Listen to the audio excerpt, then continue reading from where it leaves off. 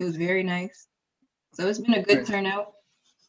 Yeah, man. This in this new normal, right? I guess at this point Exactly. it's beyond normal. Like my wife, she's a consultant, and she Mhm. went to Afrotech. I don't it's a tech conference for Black tech professionals.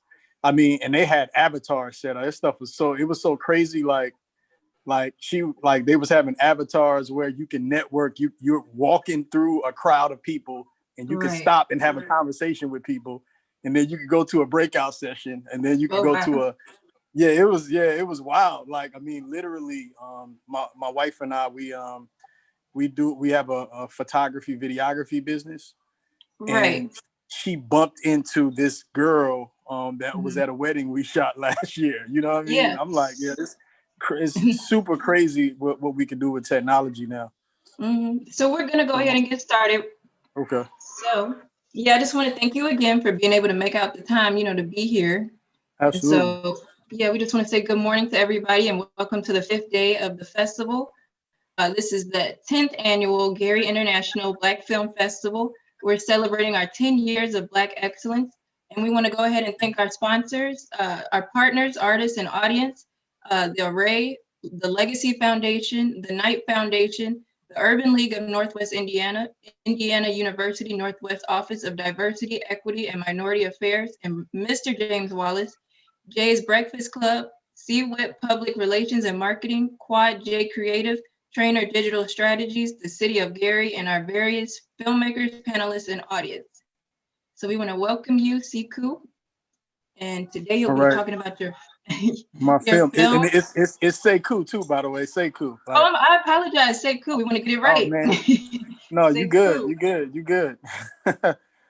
Cool. Yeah, thank you Hey, for well, that, man, glad for glad to be correcting me on here. that. Glad to be here. Thank you for selecting the project. I'm an unapologetically Black guy, man. So definitely wanted to roll it out to as many Black film festivals as possible, man. So I'm elated and I'm honored to be a part of this.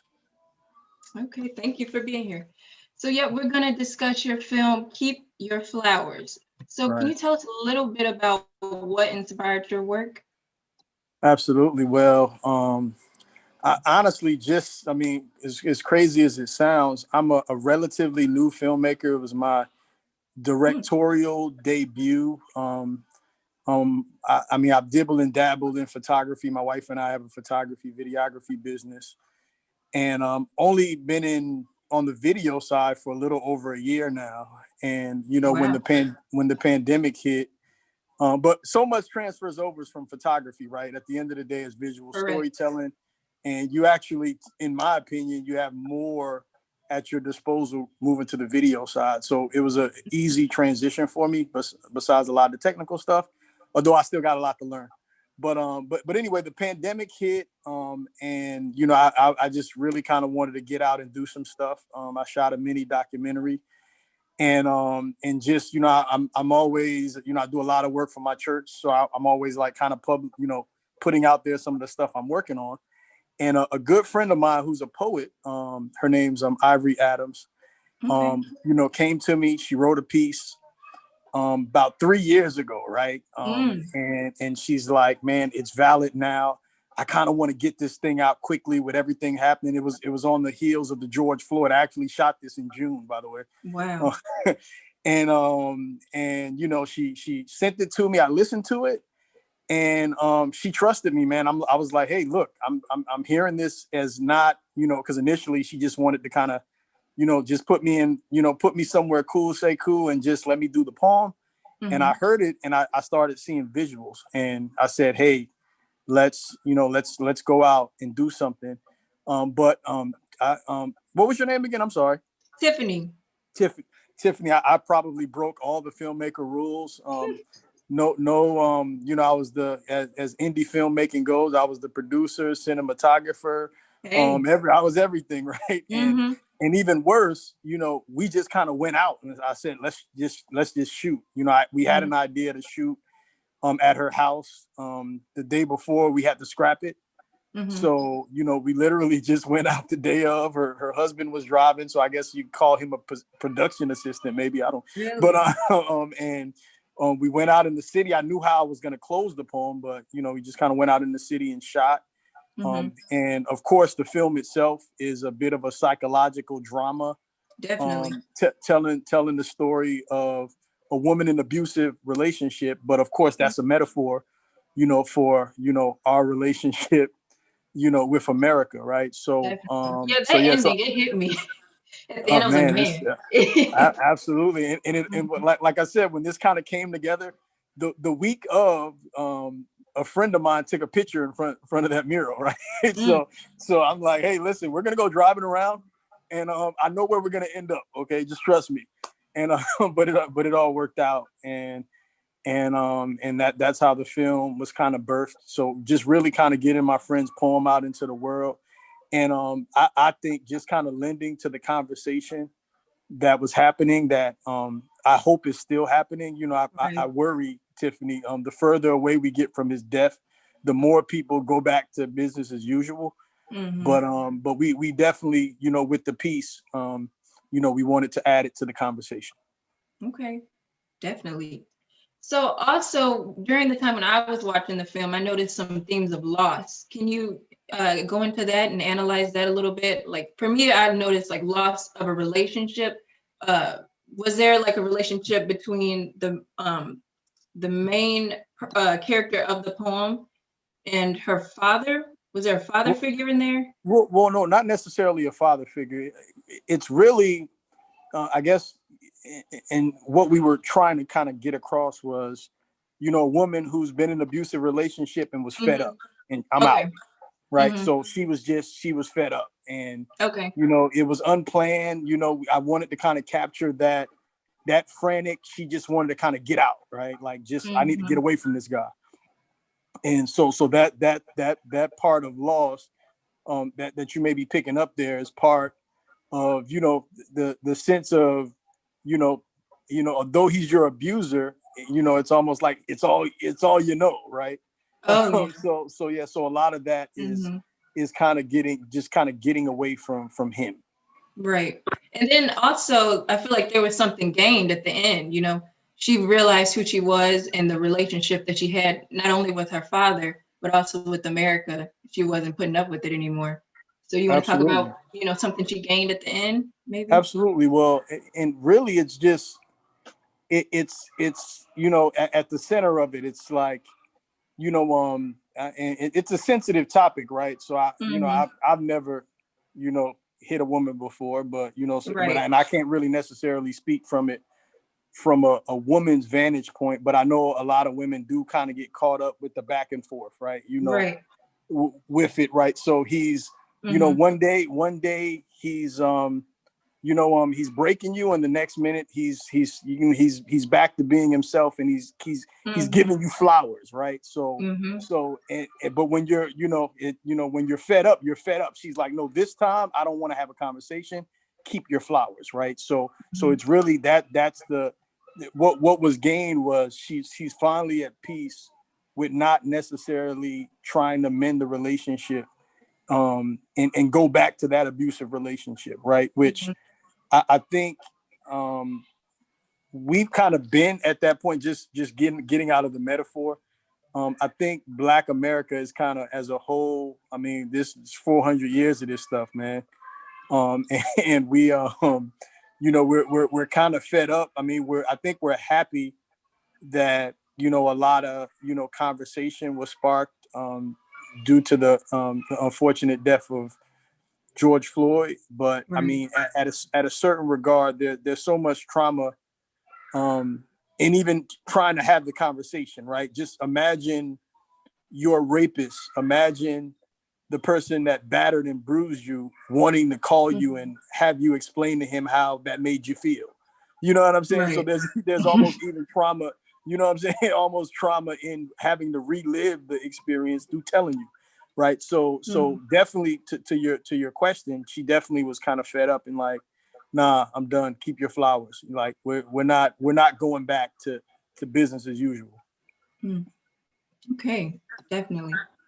So I know you talked a little bit about wanting to keep this conversation going. Is there anything else that you hope the world will get from this film? Yeah, well, really, just more a sensitivity, and I think couching it in the form of a relationship and a woman being abused. I think everybody would understand if the woman that was raped doesn't want to talk to her rapist right now, right? Yeah. So I think it's very clear, definitely at the time when a lot of the talk was happening, that Mm-hmm. I think, you know, in white America's efforts to want to right the wrong, you know, potentially may have been overstepping a bit, you know what I mean, so to speak, like, because the victim still has to kind of control this, right? Like Right. we the ones that have been victimized. So if we don't want to talk about it, we don't want to talk about it. You Mm-hmm. know what I'm saying? And if we just need some space to breathe, let us breathe. And if you want to learn, that's why we got Google. You know what I'm saying? Like, if you don't want to know something in 2020, you really don't want to know it, because you don't Exactly. really have to So have a many resources conversation at with this anybody. point. Yeah, Right. absolutely. Right. Mm-hmm. Right. So yeah, so definitely, yeah. So for us, like, we really wanted to kind of help reshape the conversation, right? Because I think that was kind of being lost in the attempts to kind of mend that. Hey, we are the victims here, right? So and I think her poem really kind of echoed that, and as the filmmaker, I just kind of wanted to visually paint that picture so it would hit home. Okay. Yes, I appreciate that. So, can you tell me a little bit about some of your other projects or what you'll be working on next? Well, I'm also I screenwrite as well. A lot of my content, I'm a believer, I'm a Christian, but I'm also Black. So a lot Mhm. of my content kind of intersects that point of being Black and a person of faith. And I kind of come at it in a different way than a lot of filmmakers. I kind of want to kind of bring the humanity, Mm. out of the faith, not necessarily so much the teachings, right? Like, a lot of those films are trying to convince you. You know what I'm saying? Mhm. I'm just trying to just, hey, this is what's happening. And so in terms of my projects, right now, we're in the post-production phase of a very creative film we Mm. shot here, a few months ago. I got inspired by the show All Rise. It's a real popular show. Okay. Um, on and they shot when COVID hit. They were at the point of their season finale, and the news broke that they couldn't shoot it. Everybody was depressed, but then the writers and the producers of the show had an idea to say, "Hey, let's shoot this whole last episode Mhm. virtually." Mm. Right? So Wow. yeah, so they shot the whole episode. I heard about it early in the pandemic. Was like many people hoping this thing was going to pass over, because I had another Mhm. project I wanted to do, and it didn't pass over, and I just kind of got tired, Tiffany, of just sitting around and waiting. So I wrote a film called Inherited, centered around these group of siblings who, in the midst of COVID, their father, who lives out of town, comes up missing, Mm. and the story is about one of the siblings kind of going to try to find the father, and there's some deeper meaning in the story beyond that, but yeah, so we shot that, and we shot literally probably 90% of the film all virtual. And like I said, we're in the post-production phase. I can't wait to kind of really roll it out, because it really brings you into the time we are now, like you and I Yeah. on a Zoom call. Mhm. I'm like, yeah, so it was, in a very creative manner. Yeah. We told this story through the technology in our hands That's and in our awesome. pockets. And but just hit on a lot of stuff, hitting on COVID, Mhm. hitting on, I'm getting to the age now where, siblings, you begin to have that conversation, like, hey man, what we gonna do about that? What we gonna do about mom? Like, Mhm. which is a very Definitely. real conversation, especially for Black Right. folks, right? Because Mhm. we ain't for putting our people away like that. You know what I'm saying? But then we also don't have the money and resources to kind of really give them care. So yeah, so it's a really good story. So that's what I'm working on. And then, once this pandemic can clear, I got a few other projects, Okay. Up the pike, one about a girl confronting her father, Mm-hmm. who molested her, that I wrote, a couple years ago, but we're going to shoot. It was one of the films I was going to shoot before COVID. So that's a few of the projects I'm working on. Okay, we'll be looking forward to that.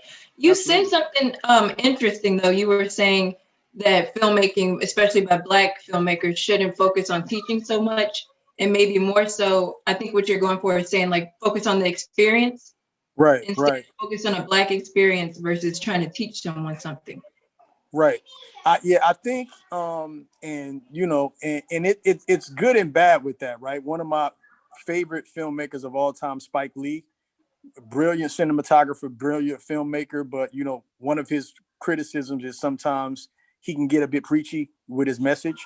Mm-hmm. Although I love films with message, right? So it's all about, I think, as filmmakers, kind of improving our craft and storytelling. Because if you tell a good story, people connect on emotion, right? If you can make people Right. laugh, cry, you know what I'm saying, and even get angry, those emotions are cross cultural, cross race. Right. But Because as at the root filmmakers, is a story. I was yeah, saying it's a at the root story. of all of it is a story. It's just a story.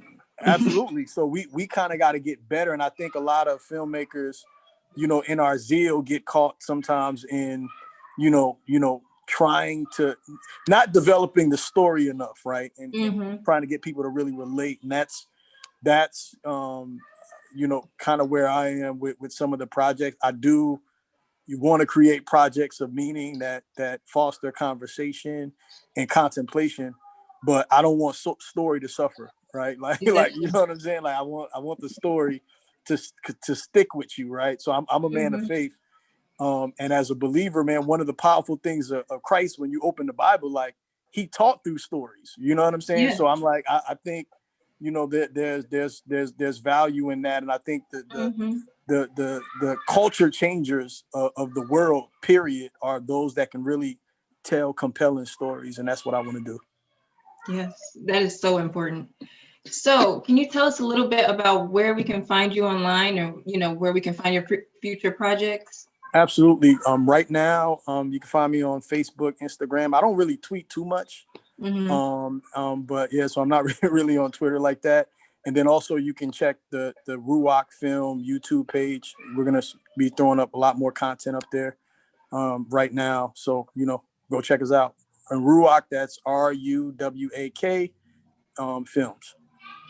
All right. Well, thank you, and I appreciate you for your time. You had some excellent things to say tonight. I mean, today, this morning. Absolutely. So, yeah, we thank you. And make sure to watch his film, Keep Your Flowers. Absolutely, man. Pleasure again, man. Elated and honored to be a part of the conference, and hope to have a few more We films. lost you.